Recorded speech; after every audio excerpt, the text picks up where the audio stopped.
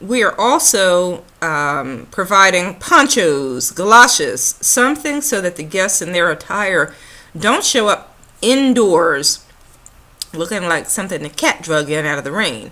So these are just steps that you would plan within the budget for extra precautions.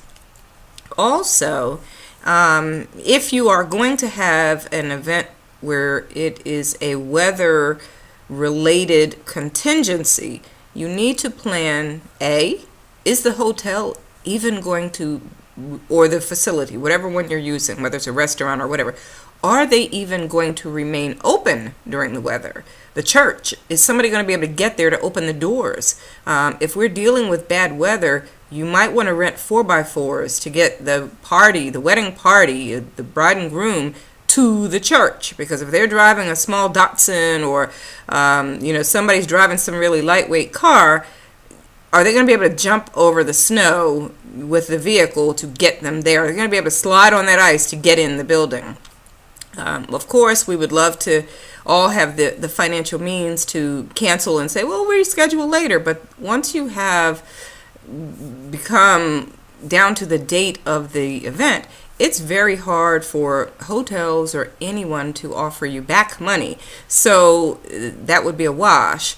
And you've gotten down to the date. You want to do as much as you possibly can within reason, not risking anyone's life or safety, to get the people there and to get the event to take off. And so your key people have to be identified as to who has to be there, whether it's the bride and groom, the parents of the bride and groom, the whoever is actually officiating this service.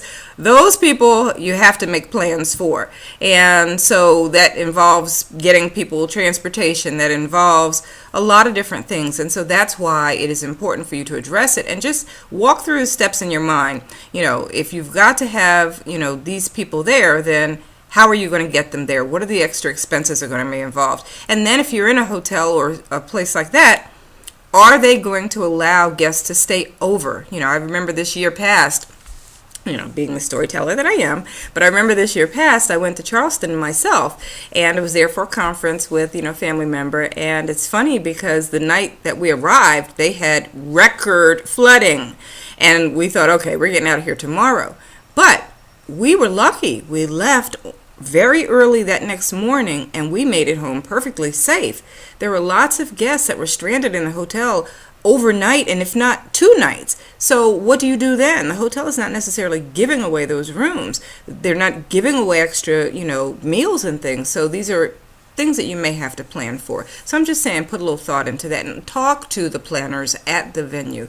Talk to them about inclement weather and what contingency planning they have in place and what people have historically done.